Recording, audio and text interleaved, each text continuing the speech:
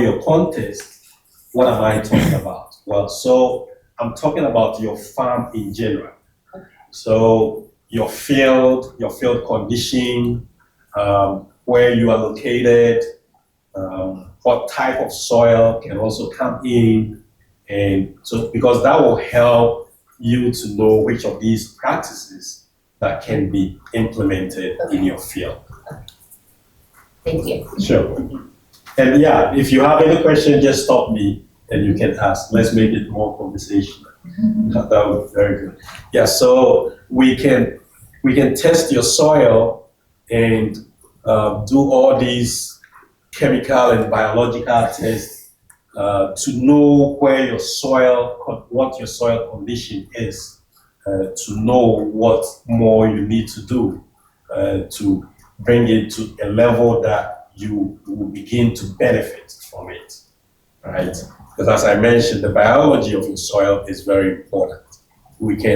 It's something we can test, and we can give you some guidelines as to what you do, and you may begin to benefit from that. And that brings me to the project that we are running right here in Alabama, which is called the Soil Health Farmer to Farmer Initiative.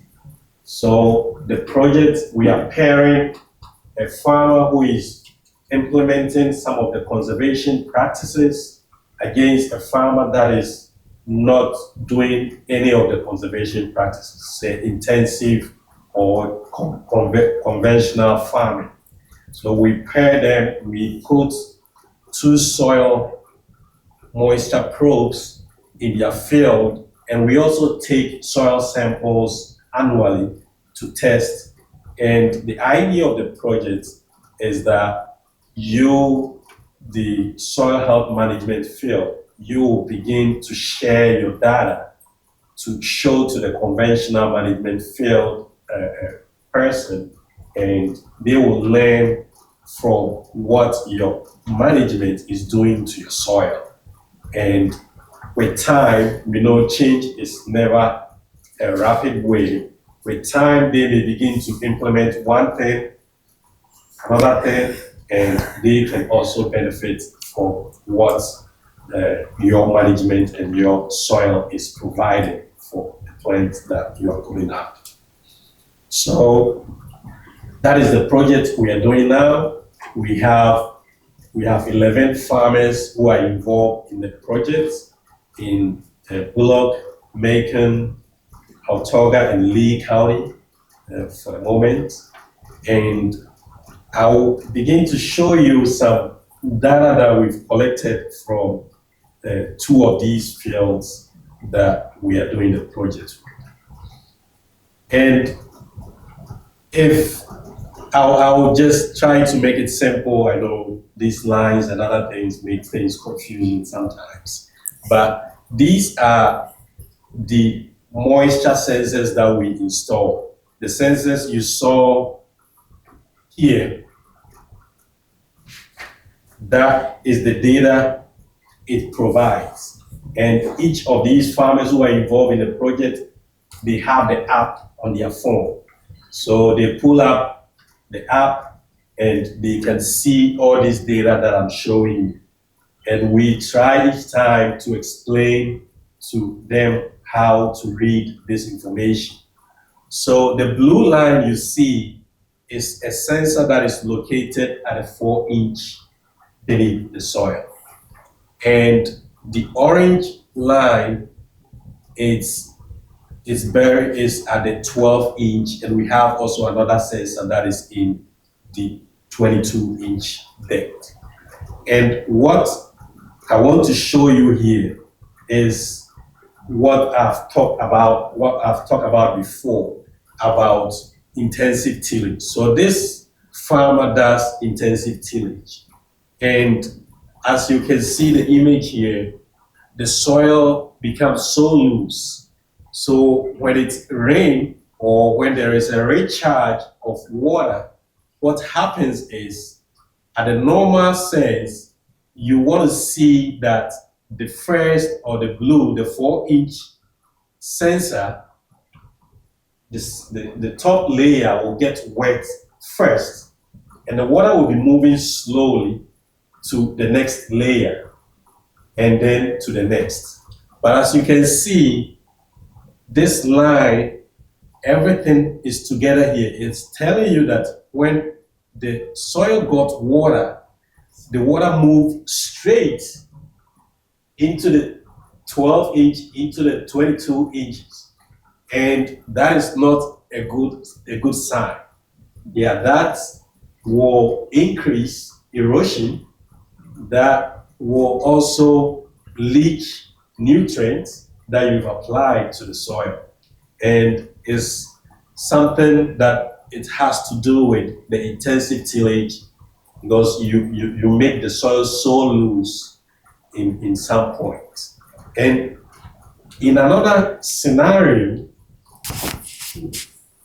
we see that in this case, because of the passing of heavy machinery, what it creates is a layer that we call the hard pan.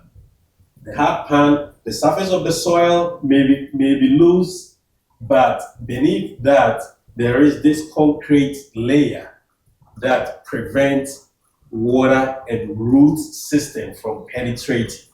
So what we see here is minimum root activity in the 12 inch and also the 22 inches. The first layer, you can see that the roots are absorbing water. When you see this decreasing sign, it means the roots are absorbing water. So the first layer, we see that clearly, but the second layer, we don't really see anything. That means the roots are hitting a hard pan and they cannot really penetrate into that hard pan to get water from the soil. And what that does to your crop is, like, if you have, say, corn or other crop which stand tall, when there is slight wind, they can fall over because the root is not deeply rooted in the soil because of this hard pan that is created. And you may also start applying more fertilizer than usual because the roots are not sourcing nutrients from this level. They are taking everything from the surface layer, but not within this level and the next. But this other scenario, this is from a soil health management field.